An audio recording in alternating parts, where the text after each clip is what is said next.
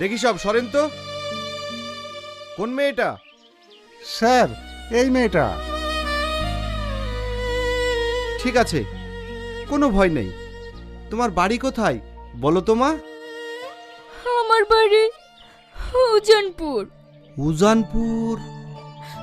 আমার বাবা মা কেউ নেই, আমি ভাইয়ের কাছে থাকি। তাহলে তোমাকে মারতে চেয়েছিল কেন?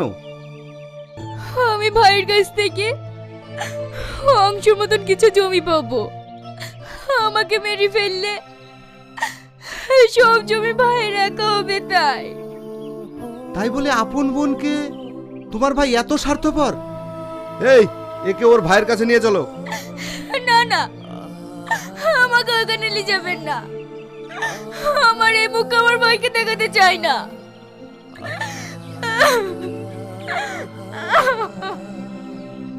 তোমাকে তো যেতেই হবে, তা না হলে এইরকম বেআইনি কাজ আমাদের দেশে চলতেই থাকবে।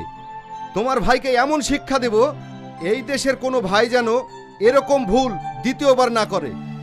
চলো আমার সঙ্গে।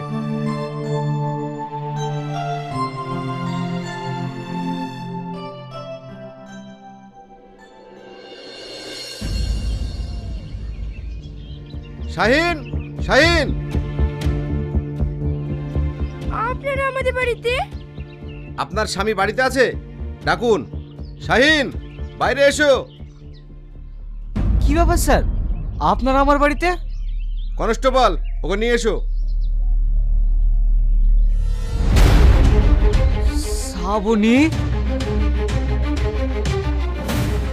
অবাক হয়ে গেছো তাই না? যাকে মেরে ফেলেছো সে আবার এলো কি করে?